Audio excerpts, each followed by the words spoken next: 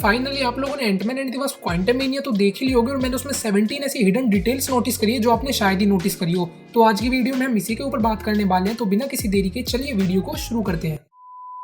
जो detail number 1 है वो निकल के आती है एमसीयू के लोगो से, क्योंकि उसमें हमें ही हू रिमेज दिखाया गया और भाई ऐसा फर्स्ट टाइम है कि हमें एमसीयू के लोगो में किसी विलन को डिपिक्ट किया गया हो, क्योंकि इससे पहले सिर्फ ये जगह सिर्फ हीरोज के लिए थी। और भाई ये चीज़ इसलिए भी हो सकती है कि जो ही हू रिमेन्स है वो एक हीरो कैरेक्टर है, कैंग द कॉन्करर का, क्योंकि उसके सारे वेरिएंट्स तो हराम ही है मगर सिर्फ ही हू रिमेन्स ही उनमें अच्छा था। इसके अलावा भाई जो सेकंड नंबर की थ्योरी आती है वो आती है स्कॉट के मूवमेंट से रिलेटेड। तो कई सारे यूट्यूबर्स इस चीज़ को कह रहे हैं कि जो स्कॉट की टाइमलाइन है वो चेंज हो गई है, मगर मेरे हिसाब से ऐसा कुछ नहीं हुआ। और इसके फेवर्स में जो पॉइंट है वो ये है कि फर्स्ट टाइम पे जो हमें सीन दिखाया जाता है और जो एंड टाइम पे सीन दिखाया जाता है, दोनों ही टाइम पे एंटमैन की फोटो एक वॉल पे दिखाई जाती है। और भाई ये थ्योरी की बात किसी भी यूट्यूबर ने नहीं करी, इस वजह से उन्हें लगता है कि जो टाइम लाइन है वो चेंज हो गई है। इसके अलावा भाई जो बुड्ढे के मेन्यू था कैफे का वो भी एकदम सेम होता है दोनों टाइम पे। मगर भाई इसकी थ्योरी के कुछ अगेंस्ट में भी पॉइंट है। सबसे पहले की कलर सैचुरेशन, जो कि हमें एंड वाले सीन दिखाए जाते हैं वहाँ पर थोड़ी जो कलर ग्रेडिंग होती है वो कैंग द कॉन्करर के सूट से रिजेंबल करती है।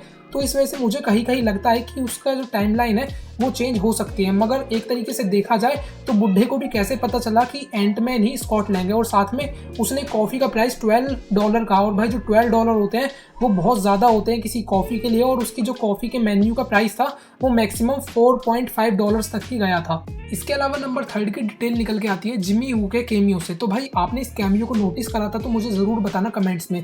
तो भाई इसने पहले ये रोल एंटमैन 2 और वांडाविजन में प्ले करा है, और भाई एक चीज़ तो साफ साफ पता चलती है कि इसे भाई जादू अभी भी नहीं आता।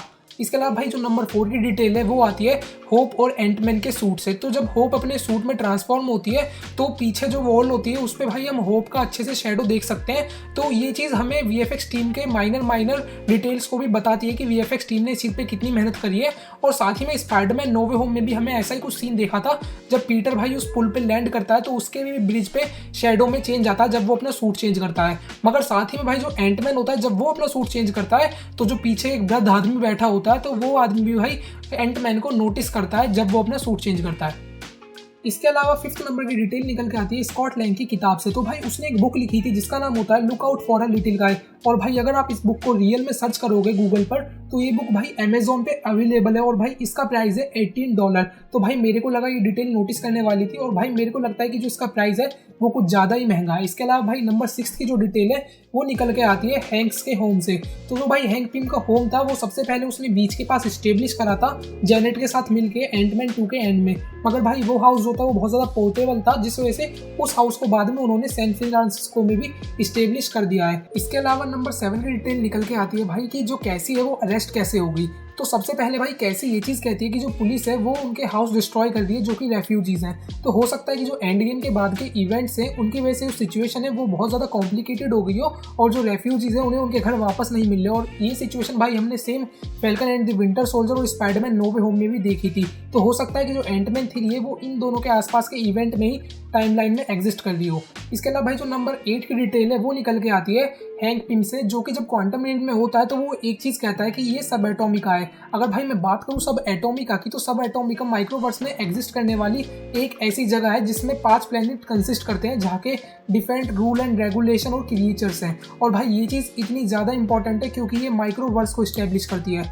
इसके अलावा जो नंबर 9 की डिटेल है वो भाई मैच करती है क्वांटम रियल्म कैंटीन से। तो अगर आप उस कैंटीन को थोड़ा गौर से देखोगे तो वो कैंटीन भाई मिलती है स्टार वॉर्स के इशू नंबर 1 की कैंटीना से। और भाई ये सिचुएशन एकदम सेम थी दोनों के लिए। और साथ में भाई अगर आप उस क्रिएचर को गौर से देखोगे जो कि बियर प्रोवाइड करता है लोगों को, तो वो अपने हैंड्स अप करता है जैसे ही कैंग की आर्मी आती है। तो भाई ये चीज़ मुझे थोड़ी सी फनी लगी क्योंकि ऐसा सिर्फ ह्यूमंस ही करते हैं लॉज को देख के। तो हो सकता है कैंग द कॉन्करर ने अपने लॉज इतने ज़्यादा स्ट्रिक्ट कर रखे हो कि उन्हें सब लोग अच्छे से मानते हो। इसके अलावा जो 10th नंबर की डिटेल है वो आती है भाई मॉडॉक के सूट से रिलेटेड।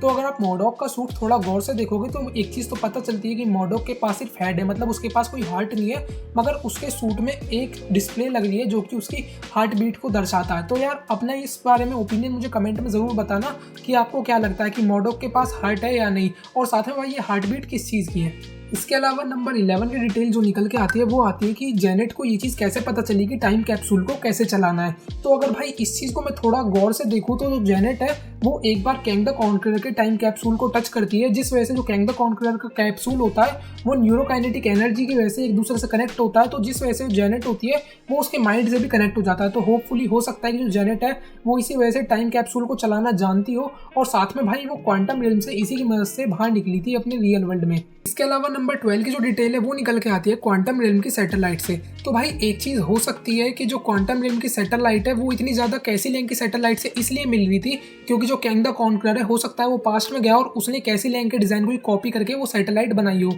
मगर भाई इसका एक रीज़न ये भी निकलता है कि जो मॉडॉक है उसने एक ऐसा गैजेट बनाया जो कैसी लैंग के सिग्नल्स का फीडबैक दे सके, जिस वजह से भाई मॉडॉक ने ये गैजेट कैंग द कॉन्करर के लिए बनाया हो। इसके अलावा बात करूँ मैं नंबर 14 के डिटेल की तो वो निकल के आती है कि जब कैसी अपने फादर को ढूंढती है तो उसी टाइम पे अगर आप उस सीन को थोड़ा गौर से देखोगे तो भाई वो सीन थोड़ा everything everywhere one set all की तरह लग रहा था, क्योंकि जब वो भी मल्टीवर्स में ट्रैवल करते हैं तो वो भी ऐसे ही सीन देखते हैं। तो हो सकता है कि इन दोनों मूवी ने एक दूसरे से ऐसा सीन कॉपी करा हो। इसके अलावा डिटेल नंबर 15 जो होती है वो ये है कि जब एंटमैन शॉप में एंटर करता है अपनी बेटी का केक लेने के लिए तो उसी टाइम पे हमें वहाँ पर एक QR कोड देखने को मिलता है। तो यार वो बहुत ज़्यादा ब्लर लग रहा था थिएटर में, जिस वजह से मैं उसे अच्छे से देख नहीं पाया। तो अगर आप लोगों ने इसको स्कैन कराया तो मुझे ज़रूर बताना कि इसमें क्या निकला। इसके अलावा भाई नंबर 16 की जो डिटेल है वो निकल के आती है कलर सैचुरेशन की। तो जब कैसी का बर्थडे मन रहा होता है तो उस टाइम पे अगर आप थोड़ा सा कलर सैचुरेशन को देखोगे तो वो थोड़ा सा ग्रीन और वॉयलेट कलर का मिलता है। तो कहीं ना कहीं वो कैंग द कॉन्करर के सूट से मिलता है। तो हो सकता है कि जो कैंग द कॉन्करर है वो अभी भी जिंदा हो